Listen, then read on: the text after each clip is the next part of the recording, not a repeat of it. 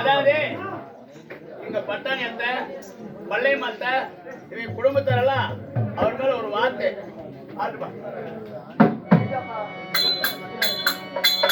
எங்க சாமி திருச்சா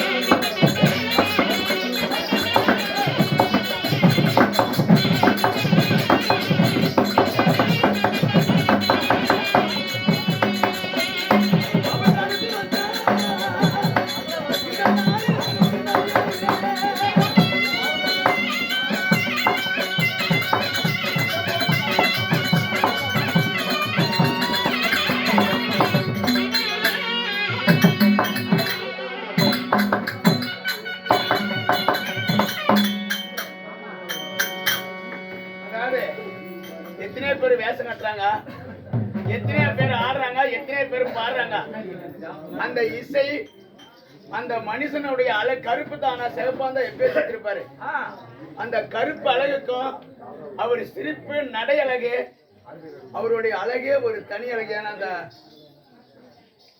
பெருமாளுக்குதே பெருமாள் கருடன் கருடன் மூஞ்சி கருடன் முகம் அப்படியாப்பட்ட கருட முகம் அடைத்த என் பெரிய மாத ஆசிரியர் அவர்கள் இறந்த காரியத்தினால் அவங்க குடும்பத்தார் அனைவரும் அந்த கருடமுக்கு ஒரு வருத்தம் எடுத்தாங்க. இது ஆனா அது ஒரு ஒரு ஆத்து ஓரம் பசங்க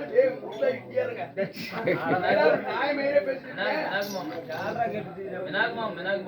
நானே தான் ஏமாந்தோம்.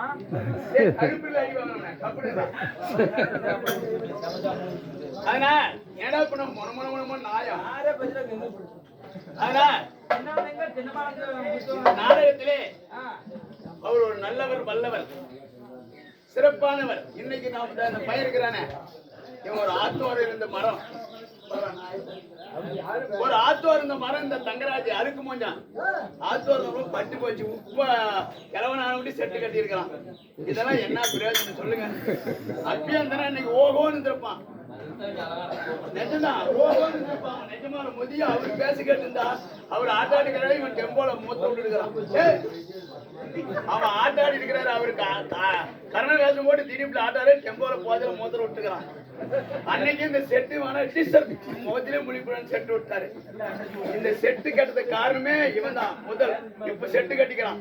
அதான் செட்டு கட்டும் போது சொன்னேன், ஏண்டா பாவி முத இப்படி மேல போட்டா போட்டுக்கிற பேச்சோட கீழே போடுறதா. ஒரு ஆள் மடிஞ்சிட்டாரா என்ன ஒருத்துக்கிறான். அப்படி போட்டா போடக்கூடாது, அறிவில்லை அவங்களுக்கு. அப்படி போட்டா மேல வந்து செத்து போன மாதிரி போடக்கூடாது. நல்லா வேஷத்தோடு போட, கம்பீரமா போட.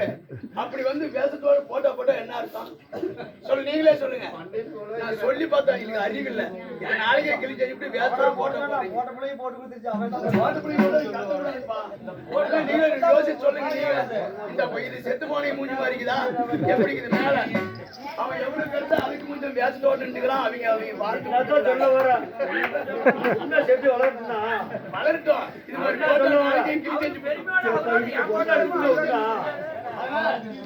மாமா தெரியாதுன்னா